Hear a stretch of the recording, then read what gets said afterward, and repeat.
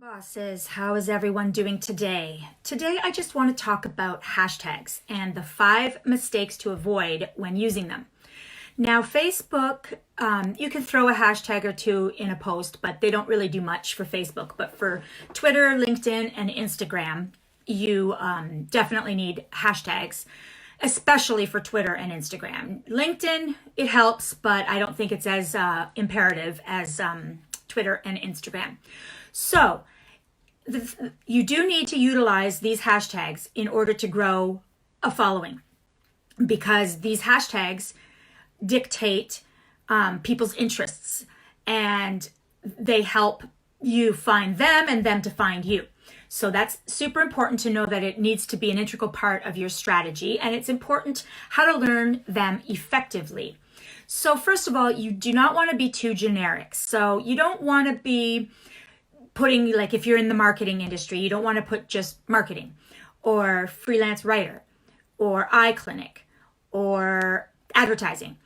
You need to be more, because those are very generic and your post might not be seen because it's so generic. So they might be relevant to your niche, but I think you have to get them even dialed down even more so the competition isn't as fierce. So choose something that is specific to the post you are making as well. You can still use those other hashtags, because for Instagram, you can use up to 30 hashtags. So you can use a generic hashtag, but make sure you put some hashtags in there as well that is specific to the post that you made. And you also have to choose, I'm just reading here because I can't remember all this stuff. You also have to choose one that's long enough or even different enough that it won't be overused. So just choose a few specific keywords that target your niche. Number 2, yesterday's hashtag. You might think it be okay the next day. It could be, but it might not be. So don't use hashtags that are outdated. They come and go as the trends change. So one that was popular last week might very well not be popular today. I know it's only a week, but trends go in and out like crazy. So you can find out what's trending on Instagram and Twitter. But before you use one, make sure no one else is using it. Like if you have, like me, for instance, the Mom Boss Coach. If I use the Mom Boss Coach, I want to make sure I'm the only one who's going to pop up if somebody types in the Mom Boss Coach.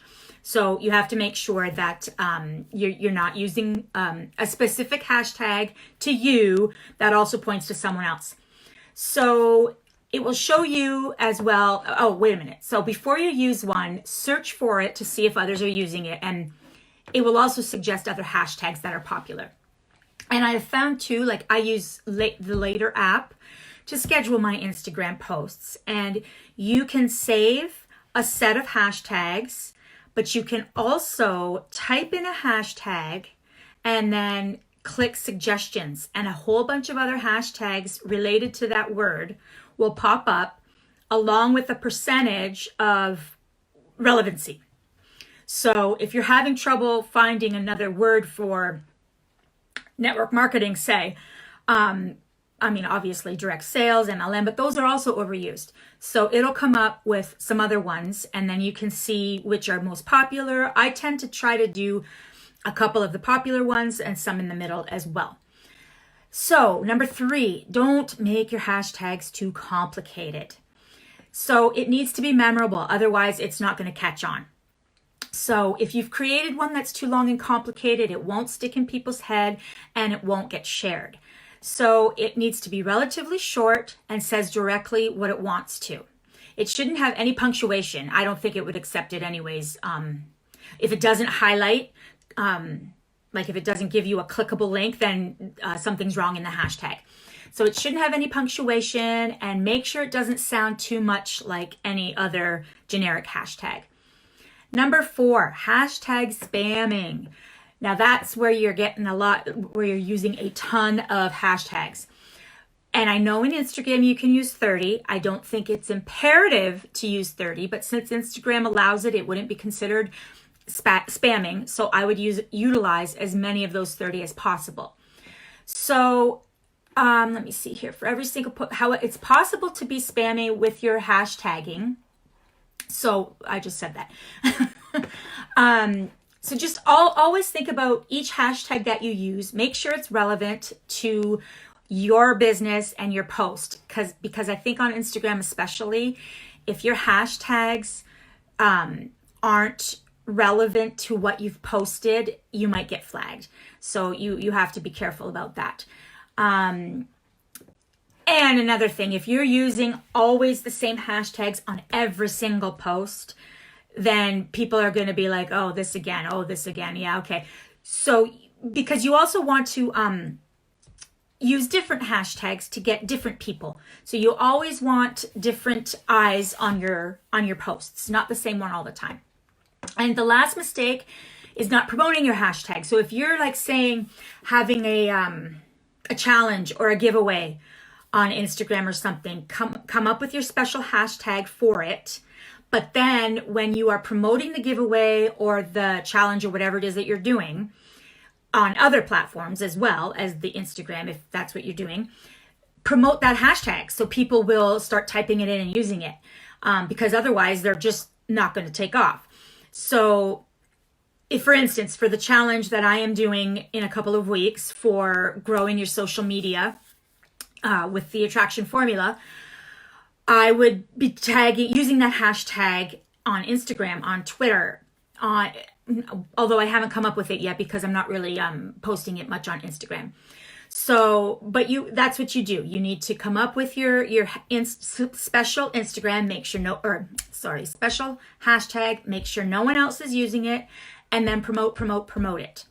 So that is all the 5 big mistakes to not do when you are growing your audience. So if you want to research some hashtags, I think I should have done this before I hopped on, but let me just make sure real quick. I think I just Google hashtag, popular hashtags. Let's see here. So the first thing that comes up is the ultimate list of the most popular Instagram hashtags. So currently, the 25 most popular Instagram hashtags on the planet even are, okay, where is it? Love, I think that's always on there. Instagood, photo of the day seems to be one that sticks around all the time. Fashion, beautiful, happy, cute, TBT, throwback Thursday, I think that's what that means. That's been around for a while as well. Like, for the number 4, like, follow me, pick of the day. Wait a second. This seems like old stuff. Let me check the date of this post. Well, it was last updated last September, so that's not current. So ignore everything I just said. Hang on. Wait, let me type in popular hashtags for 2020. Oh, well, the same thing comes up. Beautiful, happy, cute, TBT. The TBT, I don't think will ever die.